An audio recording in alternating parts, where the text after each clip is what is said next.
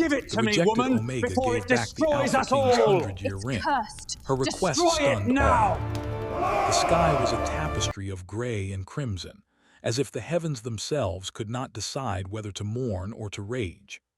High above the cliffs, the blackened silhouette of Erendor's castle rose like a jagged crown, its towers twisting against the stormy sky. For a kingdom that had known centuries of kings and queens, sorcery and wars, it now stood silent, heavy with the weight of a 100-year-old secret.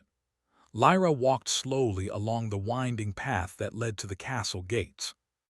Her cloak, the deep shade of midnight, swayed with the gusts of wind, revealing glimpses of her delicate form beneath. Though time had passed, there was no doubt in the minds of those who glimpsed her. She was the same Omega who had once been rejected by the Alpha King, the woman whose departure had shaken the very foundations of the court. It had been 100 years. 100 years in which Lyra had learned the subtle art of survival, the strength of patience, and the quiet power of self-respect.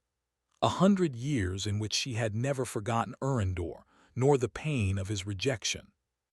And now, standing at the threshold of the castle that had once been the center of her world, and the place of her heart's deepest wound, she carried with her a gift, or perhaps a challenge. The 100-year ring, the symbol of the bond she had refused, now returned to him. The guards at the gate stiffened as she approached. They were young men and women who had never seen her before, yet something in their instincts spoke of her significance. They bowed cautiously, their eyes wide, and whispered among themselves. Lyra offered a polite nod, her expression calm, yet there was a fire in her dark eyes that betrayed her resolve. "I have come for an audience with King Erendor," she said, her voice soft but firm. "I bring with me something that belongs to him." The guards exchanged nervous glances. "The Alpha King does not often grant private audiences," one said carefully. "It is unusual." Lyra's gaze was steady. "I am no ordinary visitor. I am the Omega who once held his heart, and I have come to finish what was left undone." The words were deliberate, careful. Even across the centuries, the story of Lyra and Erendor had not faded. The court had whispered of the rejected Omega and the Alpha King whose pride had denied them both happiness. Now, history was about to confront the present. The gates opened slowly, with a sound that echoed like a lament through the empty courtyard. Lyra stepped inside, her cloak brushing the stone floor, as though every step she took awakened the memory of 100 years of silence and longing. The castle smelled of old stone, candle wax, and faint traces of magic, reminders that even in its quiet, Eldoria's heart was alive with power.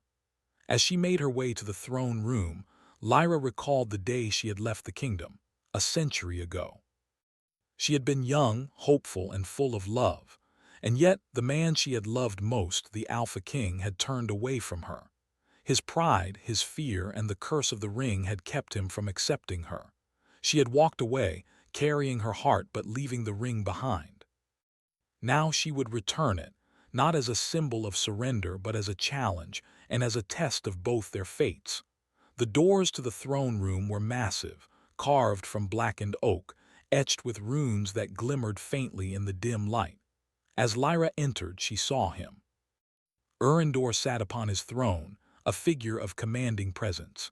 His silver hair fell over his shoulders, his eyes the color of storm clouds, sharp, cold, and yet flickering with the memory of someone long lost.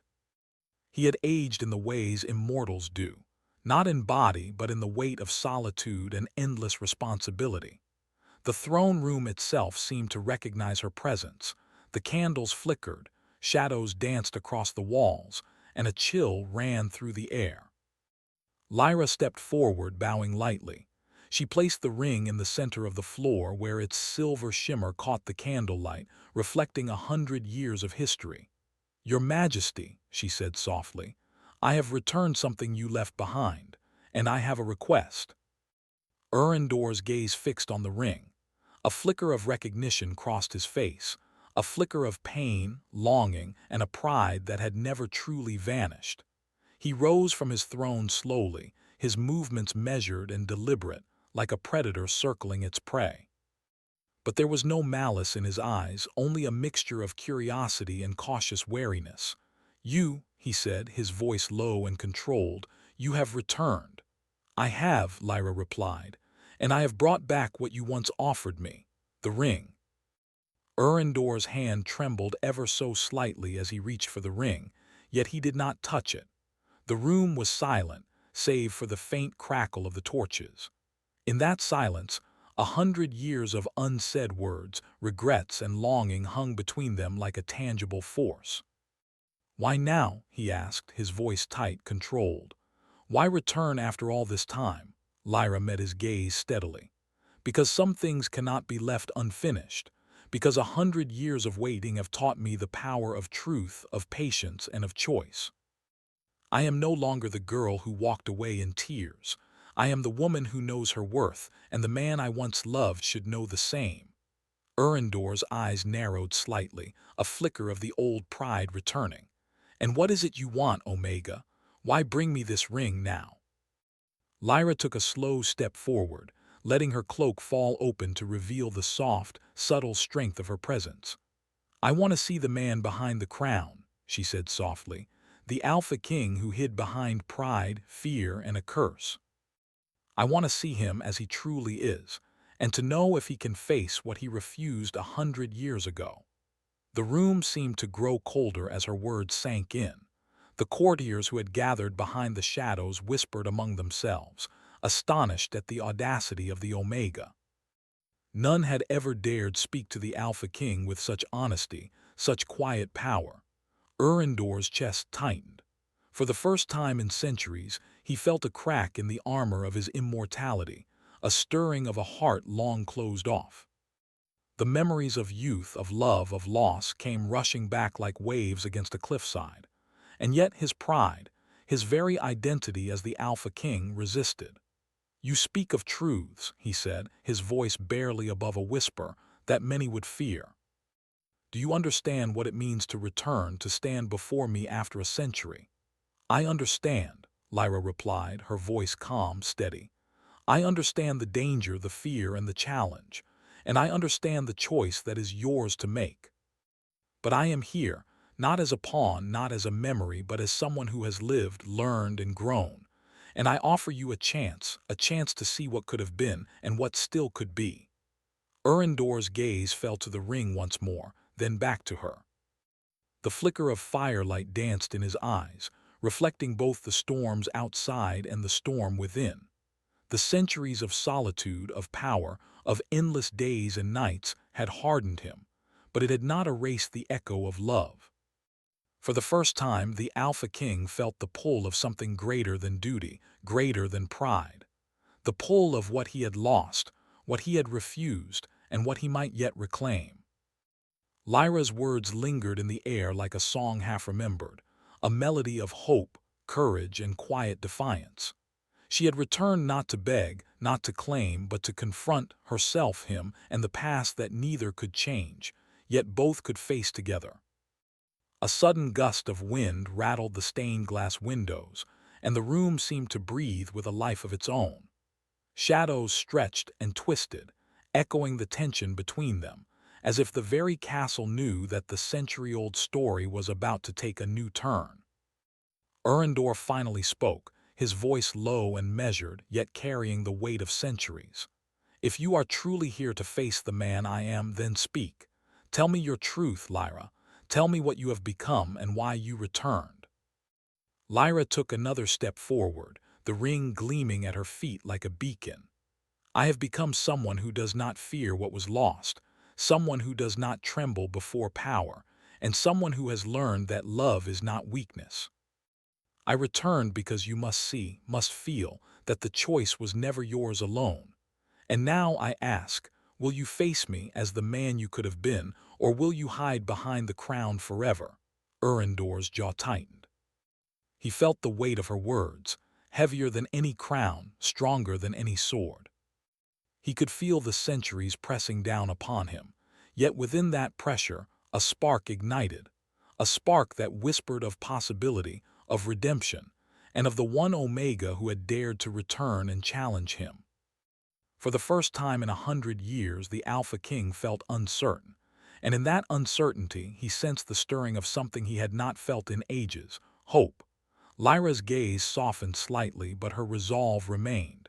"The ring is yours," she said, "but so is the choice. Will you remain the king who rejected, or will you rise as the man who embraces what he once feared?"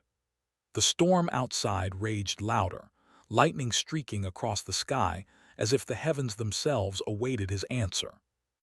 Erendor looked at the Omega before him, the woman who had once held his heart and now held the power to unravel or redeem him. And for the first time in a century, he did not have the answer. The room fell silent. And then Lyra whispered, almost to herself but meant for him alone. Its long, dark corridors seemed to hold their breath as Lyra moved through them, her presence stirring echoes of memories long buried. Torches flickered against the cold stone walls, casting elongated shadows that danced like ghosts. Each step she took was deliberate, measured, and full of purpose. She could feel the centuries lingering in every corner of the castle, memories of laughter, love, betrayal, and loss. Erendor followed her silently, his cloak brushing the floor with a whisper. He had returned to his throne room after their first encounter, yet something in him stirred uneasily. The Alpha King, immortal and commanding, had faced wars, betrayal, and countless enemies over 100 years. But nothing had prepared him for the presence of the Omega who had once held his heart, and whose absence had haunted him ever since. "Why did you return now, Lyra?" Erendor's voice broke the silence, low and tense. "Why after a century of absence?" Lyra stopped in the center of the grand hall, her eyes lifting to meet his. "Because some truths cannot wait forever," she said. "Because I have waited, and I have learned, and I have grown. And now I must see if the man I once loved can face the truths he ran from." Erendor's eyes darkened. Pride, pain, and longing all wrestled within him. "And you? Are you the same girl I knew 100 years ago?" he asked. "Or have you become someone I will not recognize?" Lyra smiled faintly, a shadow of the woman she had once been. "I am not the girl you remember. I am stronger, wiser, and yet I am still her. I still care for the man behind the crown, even if the world has forgotten him." The words hung in the air like a delicate spell. Erendor felt a tug at something he had long believed dead inside him: hope. But alongside that hope came fear. Fear that the Omega before him might demand more than he could give. Fear that his own heart, so long armored by pride and immortality, might betray him.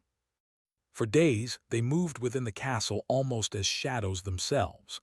Lyra wandered the moonlit gardens, where flowers bloomed with strange, silent luminescence, and where the wind carried whispers of a past she could almost hear. Erendor followed, keeping his distance, yet never allowing her out of his sight. Their conversations were careful, deliberate, each word loaded with meaning. "You speak of a curse," Erendor said one night, standing beneath the silver glow of the moon.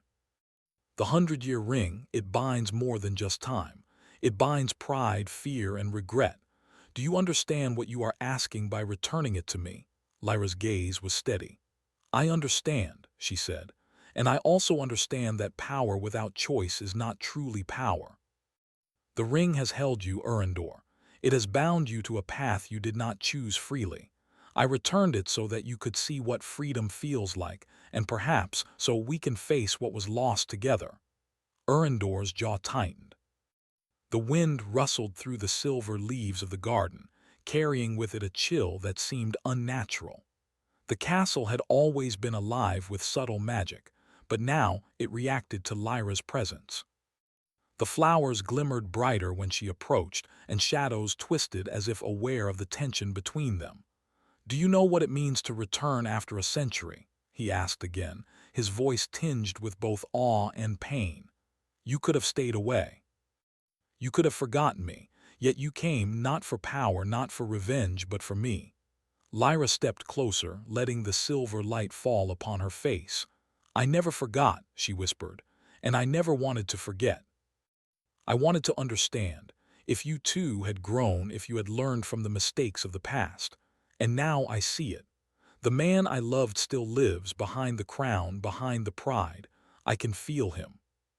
The air between them grew heavier, thick with unspoken words and unclaimed desires. For the first time in 100 years, Erendor felt a vulnerability he had not known existed.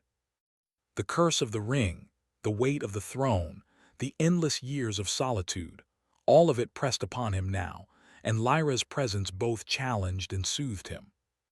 "You speak of freedom," he said slowly, "but what freedom does one have when bound by a crown, by centuries, by responsibility?"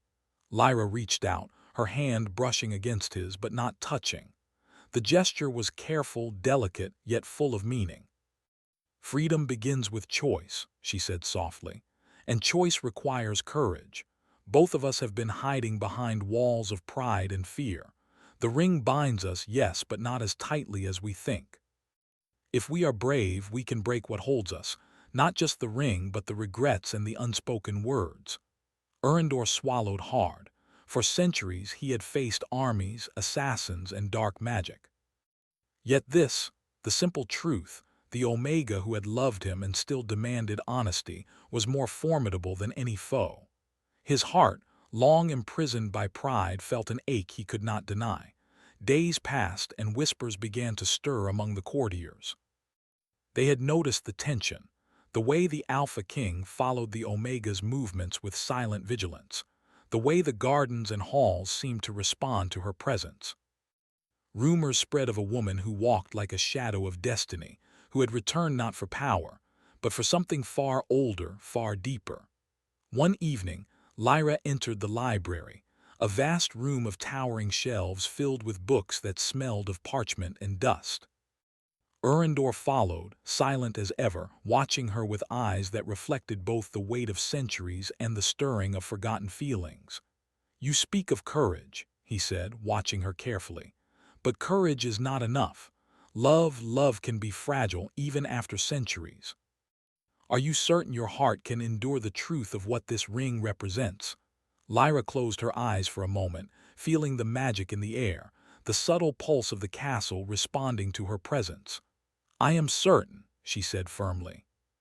"I have lived, I have learned, and I am ready. The truth will not break me, and perhaps it will not break you either." Erendor's gaze softened, though only slightly.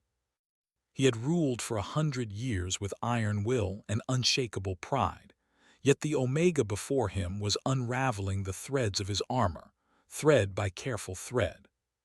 He could feel the stirrings of change within him, fear, longing, hope, and something more profound, a recognition of the woman who had dared to return and demand his honesty. That night, a storm gathered over Eldoria.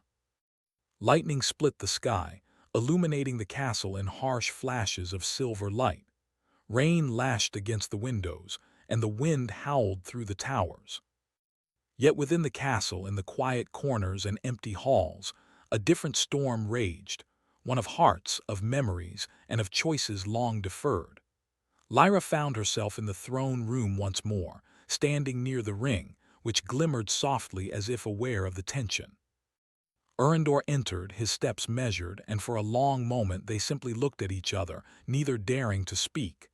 The air was thick with anticipation. Finally, Lyra broke the silence. "The curse will awaken," she said quietly, her voice almost a whisper.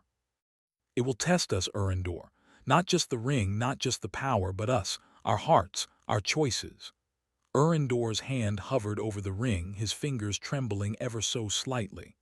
"And if it tests us, if we fail?" he asked, the words barely audible over the storm outside. Lyra met his gaze, steady and unwavering. "Then we try again," she said, "because we have 100 years worth of lessons and perhaps a century of courage." A flash of lightning illuminated the room, and the ring glimmered brighter than it ever had before. The castle seemed to shiver, as if alive with anticipation, warning them both of what was coming. Shadows stretched and twisted along the walls, echoing the tension between them, as if the very stones themselves were aware of the drama unfolding. Erendor felt a strange pull, a mixture of fear and longing deep in his chest. The curse, the power, the weight of the throne, it all pressed upon him, yet he could not turn away. Lyra had returned, and with her came the truth he had hidden from himself for 100 years. He had loved her, had needed her, and had been lost without her. Lyra stepped closer, her eyes reflecting both the storm outside and the fire of determination within. "Whatever comes," she said softly, "we face it together, not as Alpha and Omega, not as king and subject, but as two souls bound by something older, stronger than fear, older than time." Erendor's gaze met hers, and for the first time in a century, he felt the stirrings of a possibility he had long thought impossible. A future where the ring did not dictate his heart, where pride did not imprison him, where the Omega he had rejected could become his equal in all ways. The storm outside raged on, lightning flashing across the darkened skies. But inside Eldoria, a different kind of storm had begun, a storm of hearts, of choices, and of ancient forces stirring awake. And in the center of it all, the Alpha King and the Omega who had returned stood together, bound by history, by courage, and by a love that neither time nor pride could ever fully erase. The night was darker than usual over Eldoria, as if the moon itself had hidden behind thick clouds, unwilling to witness what was about to unfold. Rain fell in relentless sheets, pounding against the castle walls, and lightning tore across the sky, illuminating the black towers in jagged, silver streaks.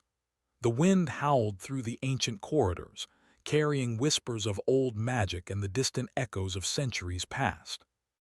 Inside the castle, Lyra stood near the great stained-glass window of the throne room, the moonlight trying to pierce the clouds but failing.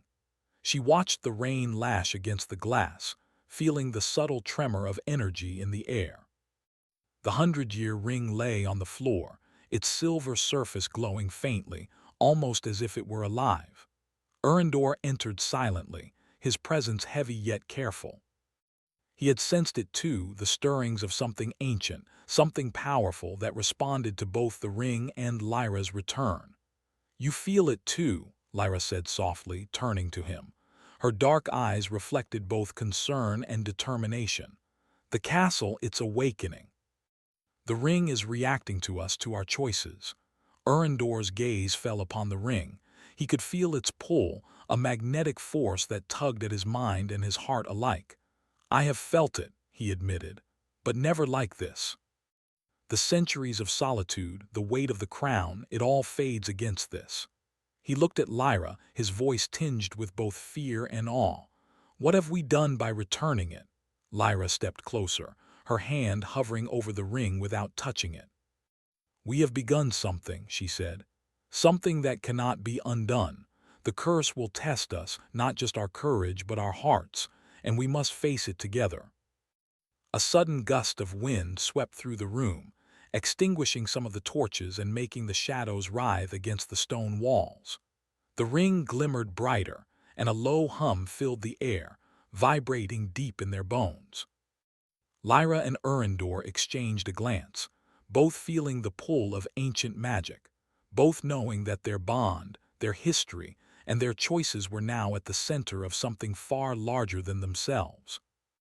I have ruled for 100 years," Erendor said, his voice low, almost a whisper. "I have faced enemies, dark forces, and betrayal, but this is unlike anything I have ever felt. The ring, it tests not the body but the heart." Lyra nodded.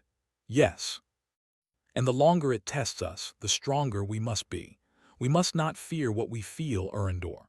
The curse reacts to our truths, to the emotions we deny, to the choices we hide from ourselves." Erendor's eyes darkened, storm clouds reflecting in their depths. He had spent a century guarding his pride, hiding his regrets and shielding his heart. Yet Lyra's presence and the subtle awakening of the ring forced him to confront every emotion he had buried.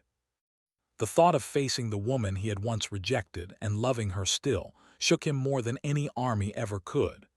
"Do you think," he said slowly, that the curse can truly be broken, or are we doomed to be trapped like ghosts in this castle for another 100 years? Lyra stepped closer, her hand brushing lightly against his. The touch was electric, though gentle, like the first spark of dawn after an endless night. I do not know, she admitted, but I do know that the first step is honesty. We cannot break what we hide. We must face the truths of who we are, who we were, and what we want to become. The hum of the ring grew louder, pulsing with a rhythm that seemed almost alive. The castle responded, its stones quivering, the torches flickering wildly. Shadows twisted across the walls, forming shapes that reminded them of their past, ghostly images of their younger selves, the moments of love, fear, and regret frozen in time. Erendor felt a surge of emotion he could no longer contain. Lyra, I have lived too long hiding behind a crown and a curse, he confessed, his voice breaking slightly. I have spent centuries fearing loss, fearing weakness. But the truth is that I have always loved you, even when I denied it, even when I pushed you away.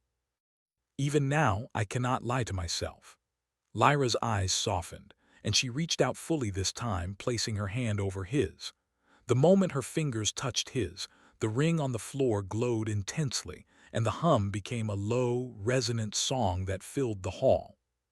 The shadows on the walls swirled faster, forming intricate patterns that seemed almost alive, reflecting the storm of emotions between them. I have loved you too, she said, her voice trembling but steady. And yet I could not wait for you to choose me when your heart was bound by pride and fear. I left, not because I stopped caring, but because I had to find my strength. And now, I see that strength can be shared, not hidden. The room shook with sudden intensity, the stones vibrating under their feet. Lightning flashed, illuminating the throne room in brilliant silver light, and for a moment it felt as though the castle itself was alive, responding to the awakening of their hearts and the ancient power of the ring. Erendor looked at her, his eyes wide with both fear and awe. What is happening? He asked. The curse, it's responding to us, it knows our truths. Lyra nodded. Yes, the ring is not a punishment, Erendor, it is a test. It has always been a test. Not of love alone, but of courage, of honesty, of the willingness to face ourselves and each other without fear. They stood together, the storm outside raging, the castle quivering, and the ring pulsing like a living heart.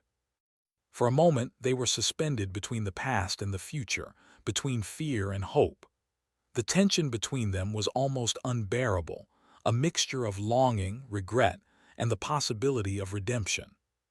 Suddenly, the floor beneath them glimmered, and ghostly images of the past began to rise from the stones.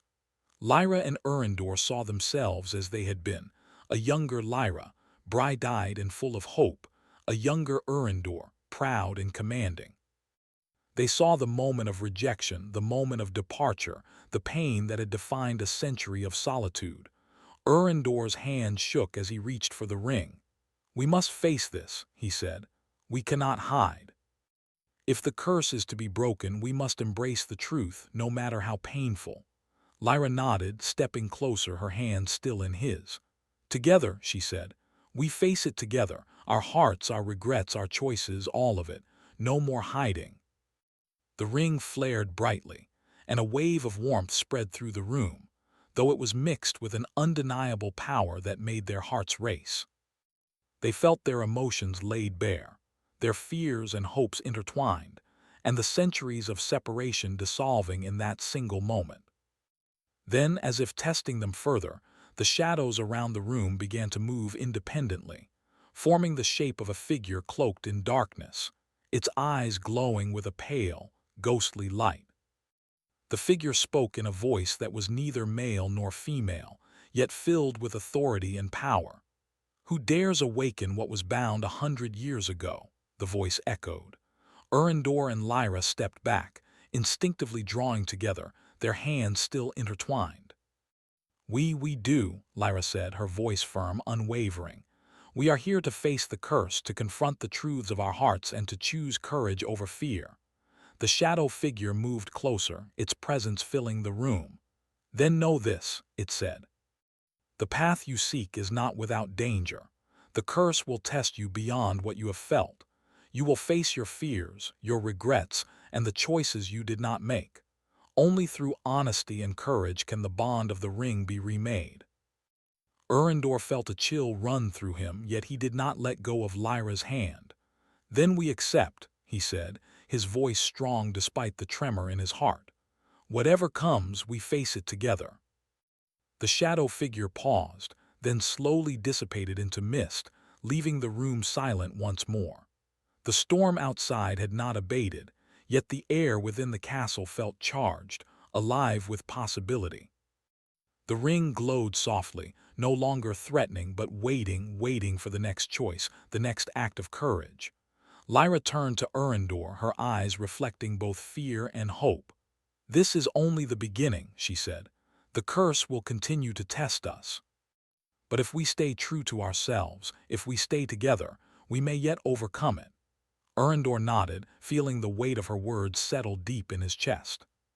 For the first time in a century, he allowed himself to feel, not as a king, not as an immortal, but as a man whose heart had been long imprisoned.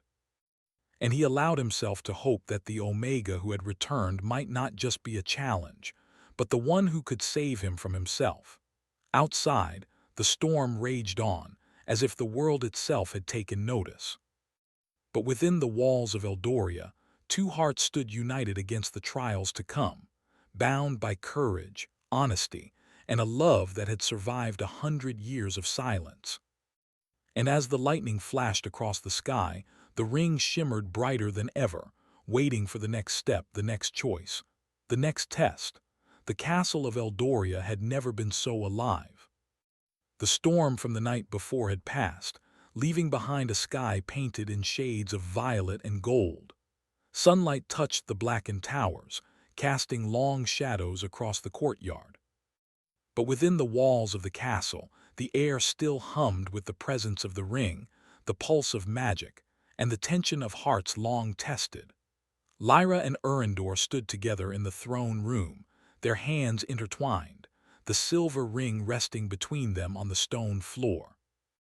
The glow from it pulsed in rhythm with their heartbeats, a silent echo of the power it held and the choices it demanded.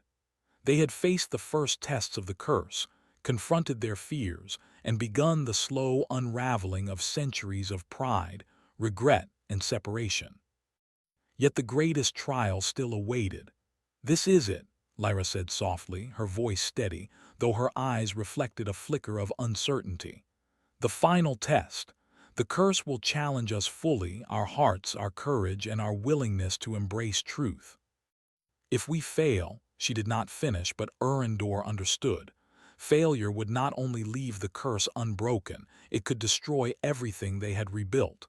Erendor squeezed her hand gently. "We will not fail," he said. "Whatever comes, we face it together. I am done hiding behind a crown, behind pride. This time I am honest, with you, with myself, and with what we can be." The ring flared brighter at his words, and the castle seemed to respond. Shadows twisted across the walls, forming shapes that whispered of the past, images of their younger selves, moments of rejection and loss, laughter and longing. The air felt thick with expectation, as though every stone, every torch, every gust of wind had waited for this moment for 100 years. Lyra stepped forward, her voice calm and resolute. "The curse binds what is denied, what is hidden, and what is feared. If we are to break it, we must embrace everything, the love we felt, the pain we endured, and the hope we still carry. Nothing can remain unspoken. Nothing can remain hidden." Erendor nodded, feeling a weight lift as he finally spoke what he had long buried. "I rejected you out of fear, out of pride, and because I could not see past my own walls. I lost you, Lyra, and I have lived these 100 years knowing I caused that loss. I am sorry, truly.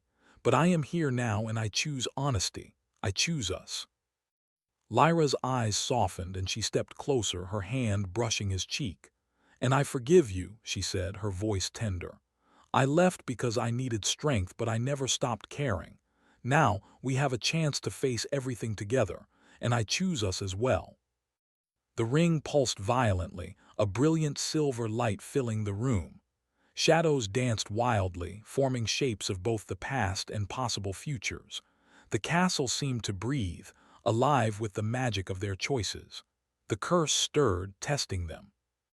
Images of fear, of loss, of the consequences of failure swirled around them. Visions of the kingdom in ruin, of endless centuries of separation, of hearts broken beyond repair. Erendor and Lyra stood firm, holding hands, facing the storm together. The magic pressed against them, seeking to expose weakness, to challenge the courage of their hearts. But for the first time in a century, neither faltered. They embraced the truth, their love, their pain, their hope, and their willingness to face the consequences. "You see," Lyra said, her voice clear, unwavering, "the curse is not punishment, it is a reflection. It mirrors what we deny, what we fear. If we stay true, it cannot harm us." Erendor nodded, feeling the truth of her words resonate deep within him. "Then let it mirror us, Lyra. Let it see who we truly are." The light from the ring grew blinding. The castle shuddered, the stones humming with the release of centuries of bound magic. For a moment, they were engulfed in a brilliance that felt both overwhelming and cleansing. The visions of the past, of rejection, pain, and separation, flickered and dissolved, replaced by images of hope, of unity, and of a future they could shape together. And then silence. The light faded, leaving the throne room bathed in soft golden sunlight. The ring lay between them, now dull, ordinary, no longer glowing with power. The curse had been lifted. Erendor and Lyra stood together, hearts pounding, yet free.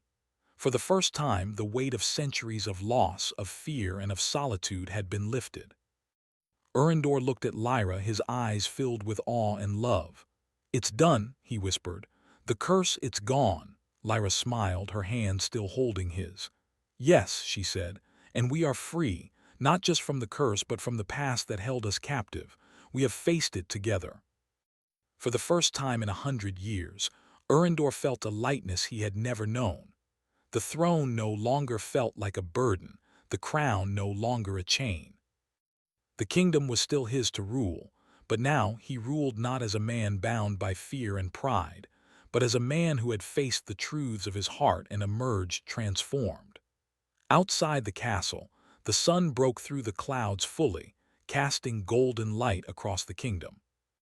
The wind carried the scent of rain and blooming flowers, and the air seemed alive with a new kind of magic, one born not of curses or power, but of courage, love, and redemption.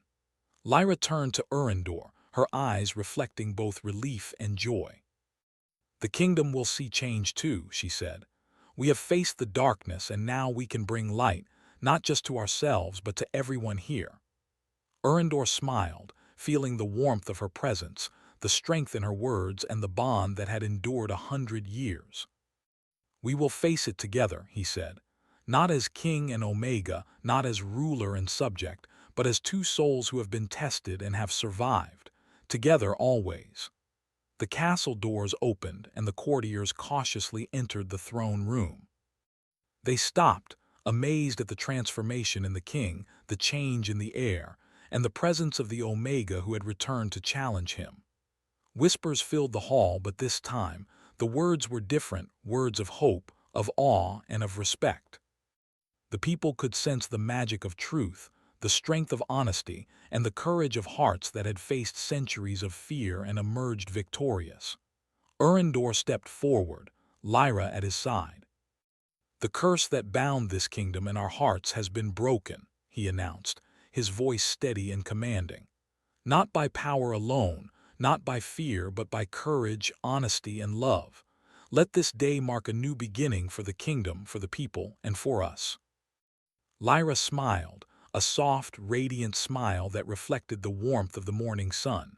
She reached for the ring, lifting it from the floor, and held it out to Erendor. "It belongs to you," she said, "but it no longer binds us. It is a reminder, not of fear, but of the choice we made to face truth together." Erendor took her hand in both of his, gently closing her fingers around the ring. Then let it remind us always, he said, that even after 100 years of darkness, we have the power to choose light. For a long moment they stood together in the throne room, sunlight streaming through the windows, the castle alive with magic both ancient and new. Outside, the kingdom stirred, sensing the change, feeling the release of centuries of fear and tension. The storm had passed, and in its place, a new era had begun.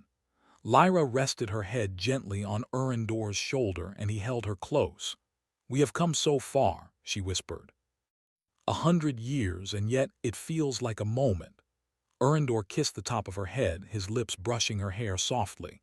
"Time has no power over hearts that are true," he said. "We have survived centuries of fear, pride, and silence. Now we have a future to build together. And this time, nothing will bind us but choice, courage, and love." The castle seemed to sigh in relief, its stones settling, its corridors echoing with the warmth of a magic transformed.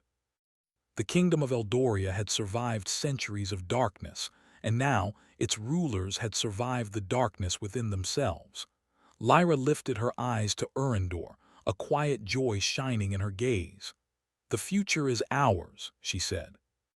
Erendor smiled, feeling the weight of the past lift completely, replaced by hope, courage, and the certainty of shared hearts. "Yes," he said, "ours together always." As they stood hand in hand, the sun climbed higher, illuminating the kingdom and the castle, and the ring lay quietly at their feet, a symbol of love tested, courage proven, and a century of redemption finally fulfilled. The storm of the past was over. The curse was broken. And in the light of a new day, two hearts, once separated by time and fear, were finally free to beat as one.